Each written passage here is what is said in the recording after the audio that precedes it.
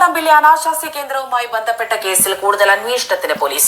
ഇവിടെ വന്നുപോയവരിൽ പോലീസ് ഉദ്യോഗസ്ഥരും സർക്കാർ ഉദ്യോഗസ്ഥരും ഉണ്ട് എന്നാണ് സൂചന. ഹലോ ഗൈസ്, പുതിയ വീഡിയോയിലേക്ക് ഏവർക്കും സ്വാഗതം. കോഴിക്കോട് മലാപ്പറമ്പ് എന്നുള്ള സ്ഥലത്ത് അവിടെ ഒരു അപ്പാർട്ട്മെൻറ്റിൽ ഒരു സെക്സ് റാക്കറ്റ് ഉണ്ടായിരുന്നു. സെക്സ് റാക്കറ്റ് എന്നാണ് അതിന് പറയുക. അവിടെ കുറേ ആൾക്കാർ പ്രോസ്റ്റിറ്റ്യൂഷനൊക്കെ നടത്തിയിരുന്നു. അപ്പോൾ അവിടെ കുറേ ആൾക്കാർ അവിടെ വന്നിരുന്നു എന്നൊക്കെ പറഞ്ഞിട്ട് ഒരു 6 സ്ത്രീകളെ പിന്നെ ഒരു 2-3 ആണുങ്ങളെയൊക്കെ ക്ലയൻസിനെയൊക്കെ അവിടെ നിന്ന് അറസ്റ്റ് ചെയ്തിട്ട് കൊണ്ടുപോയിട്ടുണ്ടായിരുന്നു. അപ്പോൾ അതിൻ്റെ കൂടുതൽ അന്വേഷണവുമായി പോലീസ് മുന്നോട്ട് പോകുമെന്നാണ് പറഞ്ഞത്. ഗൈസ്, കേസിലെ 1-ാം പ്രതി ബിന്ദുവിന്റെ കോൾ ലിസ്റ്റ് പരിശോധിച്ചപ്പോഴാണ് പോലീസിന് വിവരം ലഭിച്ചത്. ഇവർക്ക് ഈ കേസിലെ ഒന്നാം പ്രതി ബിന്ദു അവരാണ് ഇത് മൊത്തം നടത്തുന്ന ആൾ കേട്ടോ. അനാശാസ്യ കേന്ദ്രത്തിന്റെ നടത്തിപ്പുമായി ബന്ധമുണ്ടോ, ഏതെങ്കിലും രീതിയിലുള്ള സഹായം ചെയ്തിട്ടുണ്ടോ എന്ന് തുടങ്ങിയ കാര്യങ്ങൾ പോലീസ് അന്വേഷിക്കുന്നുണ്ട്. മലാപ്പറമ്പിലെ അപ്പാർട്ട്മെന്റ് വാടകയ്ക്കെടുത്ത് പെൺവാണിഭം നടത്തിയ സംഭവത്തിൽ 9 പേരെ പോലീസ് അറസ്റ്റ് ചെയ്തിരുന്നു.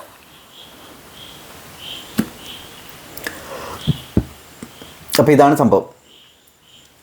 നമസ്കാരം. മലാപ്പറമ്പിലെ പെൺവാണിഭ കേന്ദ്രത്തിലെ സന്ദർശകരുടെ കൂട്ടത്തിൽ പോലീസുകാരും സർക്കാർ ഉദ്യോഗസ്ഥരും. ഇടപാടുകാരെ കുറിച്ച് പോലീസ് വിശദമായ അന്വേഷണം ആരംഭിച്ചിട്ടുണ്ട്. കേസിലെ 1-ാം പ്രതി ബിന്ദുവിന്റെ കോൾ ലിസ്റ്റ് പരിശോധിച്ചപ്പോഴാണ് പോലീസിന് ഇവിടെ വന്നുപോയവരെ കുറിച്ച് വിവരം കിട്ടിയത്. ഇക്കൂട്ടത്തിലാണ് പോലീസുകാരും സർക്കാർ ഉദ്യോഗസ്ഥരും ഉണ്ടെന്നുള്ള വിവരം ലഭിച്ചത്. കോൾ ലിസ്റ്റിലുള്ളവർക്ക് അനാശാസ്യ കേന്ദ്രത്തിന്റെ നടത്തിപ്പുമായി ബന്ധമുണ്ടോ എന്നും പോലീസ് അന്വേഷിക്കുന്നുണ്ട്. പെൺവാണിഭ സംഘം ഇടപാടുകൾ നടത്തിയിരുന്നത് വാട്സ്ആപ്പ് ഗ്രൂപ്പുകൾ വഴിയായിരുന്നു. സ്ഥിരം ഇടപാടുകാരെ ഉൾപ്പെടുത്തിയായിരുന്നു വാട്സ്ആപ്പ് ഗ്രൂപ്പ് ഉണ്ടാക്കിയത്. പിന്നീട് സ്ഥിരക്കാരുടെ പരിചയക്കാരെയും ക്ഷണിച്ച് ഗ്രൂപ്പിൽ ആളെ കൂട്ടും. വാട്സ്ആപ്പ് ഗ്രൂപ്പിലൂടെ വരുന്ന ഇടപാടുകാർ ഫ്ളാറ്റിലെ കൗണ്ടറിൽ പണം അടച്ചാണ് ഇടപാടുകൾ നടത്തിയിരുന്നത്. ഇടപാടുകാർക്ക് വാട്സാപ്പിലൂടെ ലൊക്കേഷൻ കൈമാറും. ഈയപ്പാടി റോഡിലെ ഫ്ളാറ്റിലെത്തിയാൽ കൗണ്ടറിലെത്തി പണം അടയ്ക്കണം. ആശുപത്രികളുടെ അടുത്താണ് സംഘം ഫ്ളാറ്റുകൾ. ഇത് ഈ പണമടക്കുക എന്നൊക്കെ പറഞ്ഞ സാധനം ഉണ്ടല്ലോ, ഇതിനെക്കുറിച്ചുള്ള ഒരു റിപ്പോർട്ട് വന്നിരുന്നു. അതായത് 1000 രൂപ എന്തുകൊണ്ട് ഇത്ര ഒരു ക്ലയൻറ്റിന് അത് ചെയ്യുന്ന സ്ത്രീക്ക് കൊടുക്കുക.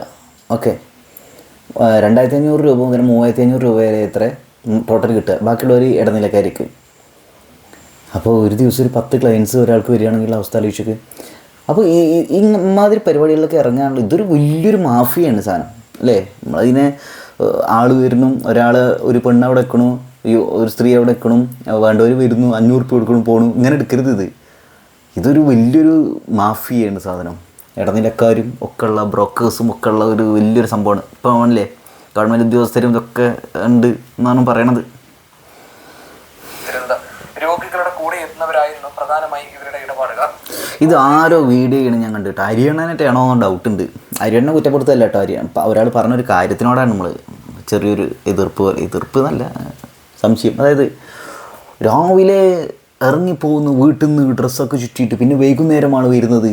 വീട്ടമ്മമാരെ കുറിച്ച് ഇങ്ങനെ പറയണേ, എല്ലാവരും കുറിച്ചല്ല, ഇത് പോണ ആൾക്കാർ. എന്നിട്ട് തിരിച്ചു വരുമ്പോൾ ഒരു കെട്ട് പണം, ഇവറ്റുകൾക്ക് എന്തിൻ്റെ കുറവാണ്, അങ്ങനെയുള്ള സംഭവം. അപ്പോൾ എല്ലാവരും കുത്തിക്കഴപ്പ് കൊണ്ട് വരണതാണ് എന്ന് ഉറപ്പിക്കാൻ പറ്റുമോ? ചിലപ്പോൾ ഒരു ഭീഷണിപ്പെടുത്തലിൻ്റെ ഇതുകൊണ്ടോ, അല്ലെങ്കിൽ വീട്ടിൽ പല കാരണങ്ങൾ കൊണ്ടോ, സാമ്പത്തിക പ്രശ്നം കൊണ്ടോ, ഹസ്ബൻഡ് നോക്കാത്തത് കൊണ്ടോ, അല്ലെങ്കിൽ അങ്ങനെ പണ്ട് ആരെങ്കിലും പീഡിപ്പിച്ചിട്ട് പിന്നെ ഭീഷണിപ്പെടുത്തി അങ്ങോട്ട് എത്തിച്ചുകൊണ്ടോ അങ്ങനെയൊക്കെ ആണെങ്കിലോ എന്ന് കരുതിയിട്ട് നമ്മൾ ഇതൊരു ക്രൈമാണ്, നിയമവിരുദ്ധമാണ് ഈ സ്ഥലം. ഇതിനെ പ്രോത്സാഹിപ്പിക്കാമെന്നല്ല. അപ്പോൾ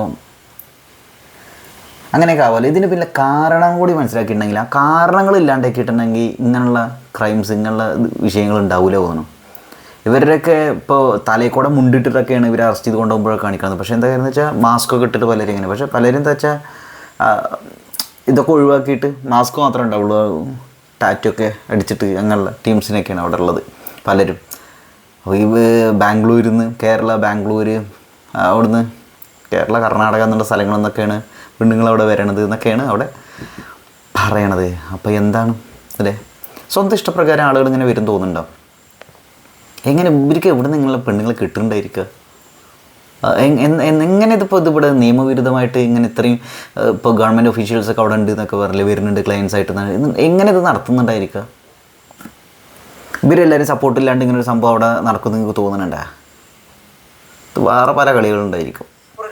ഇവർക്കൊക്കെ കമ്മീഷൻ എന്തെങ്കിലുമൊക്കെ സാധനങ്ങൾ കിട്ടാനുള്ള നല്ല സാധ്യത ഉണ്ട്. ഇടപാടുകാരനിൽ നിന്നും വാങ്ങിയിരുന്നതെങ്കിലും 1000 രൂപ മാത്രമാണ് പെൺകുട്ടികൾക്ക് നൽകിയിരുന്നത്. ശരാശരി 25 ഇടപാടുകാർ ഒരു ദിവസം ഫ്ളാറ്റിലെത്തിയിരുന്നു. ആശുപത്രികളുടെ അടുത്ത് 25 ഇടപാടുകാർ ഒരു ദിവസം വരിക പറഞ്ഞിട്ടുണ്ടെങ്കിൽ ആവറേജ് 3000 വെച്ചു. 25 × 3000 അല്ലേ, 75 × 75,000 ഉറുപ്പ്യ ഒരു ദിവസം. എടുത്തിരുന്നത് കൊണ്ട് അയൽക്കാരും മറ്റും ചോദിച്ചാൽ ഡയാലിസിസിന് വന്ന രോഗികളുടെ കൂട്ടിരിപ്പുകാർ എന്നും മറ്റുമായിരുന്നു ഇവർ നുണ പറഞ്ഞിരുന്നത്. പാതിരാത്രിയിൽ പരിചയമില്ലാത്തവരുടെ പോക്കും വരവും ഏറിയപ്പോഴാണ് അയൽക്കാർക്ക് സംശയം തോന്നിയത്. തുടർന്ന് അയൽക്കാരുടെ പരാതിയിൽ ഫ്ളാറ്റ് പോലീസ് നിരീക്ഷിച്ചു തുടങ്ങിയായിരുന്നു. പെൺവാണിഭ കേന്ദ്രം നടത്തിപ്പുകാർ ദിവസേന 6 ലക്ഷത്തിലേറെ രൂപ ഉണ്ടാക്കിയിരുന്നതായിട്ടാണ് പോലീസിന് ലഭിക്കുന്ന സൂചന. 2 വർഷം മുൻപ് ഫ്ളാറ്റ് വാടകയ്ക്കെടുത്തവർ കൃത്യമായി 1.25 ലക്ഷം രൂപ ഓൺലൈനിൽ നൽകിയിരുന്നു. 2 വർഷം മുൻപാണ് ഈയപ്പാടി റോഡിൽ ഫ്ളാറ്റ് ഇവർ വാടകയ്ക്കെടുത്തത്. നടത്തിപ്പുകാരായ വയനാട് ഇരുളം സ്വദേശി ബിന്ദു, ഇടുക്കി കട്ടപ്പന സ്വദേശി അഭിരാമി, പുറ്റേക്കാട് കരുവൻതിരുത്തി ഉപേഷ് എന്നിവരെയാണ് 6-ാം തീയതി നടക്കാവ് പോലീസ് പിടികൂടിയത്. സംഘത്തിന് മറ്റ് കേന്ദ്രങ്ങളുണ്ടോ എന്നറിയാൻ പോലീസ് പരിശോധന നടത്തുന്നുണ്ട്. കേരളത്തിന്റെ അതിർത്തി ഇതുമായിട്ട് കൂട്ടി വായിക്കേണ്ട കുറച്ച് സംഗതികളുണ്ട് കേട്ടോ. പല എഞ്ചിനീയറിംഗ് കോളേജുകളെ നമ്മൾ പറയില്ല, പുറത്ത് പഠിക്കാൻ പോകുന്ന പലരും പോക്കറ്റ് മണിക്ക് വേണ്ടിയിട്ട് കാശ് വാങ്ങിയിട്ട് സെക്സ് വർക്ക് ചെയ്യണ കുറേ ടീംസ് ഉണ്ട്.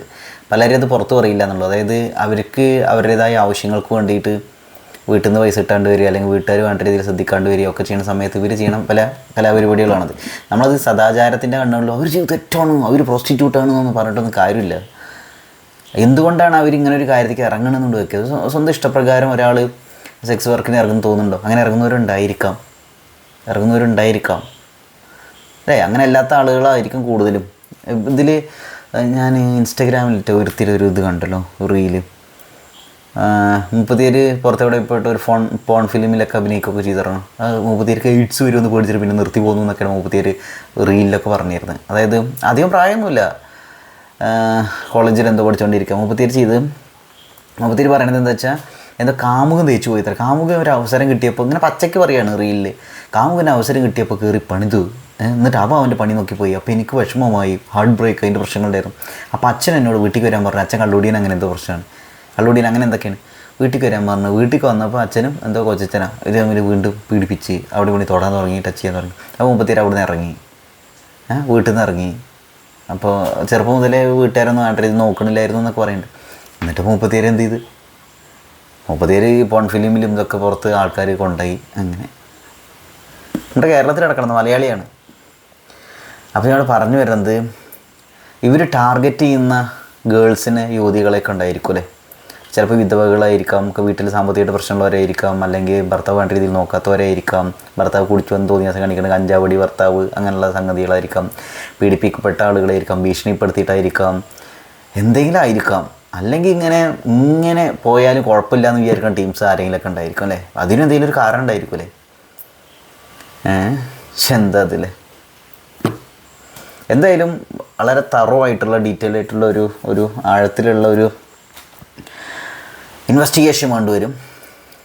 എന്തായാലും നിയമവിധേയമല്ലല്ലോ ഇങ്ങനെയുള്ള ബ്രോതൽസ് എന്നൊക്കെ പറയുന്നത്, വേശ്യാലയങ്ങൾ എന്നൊക്കെ പറയുന്നത്.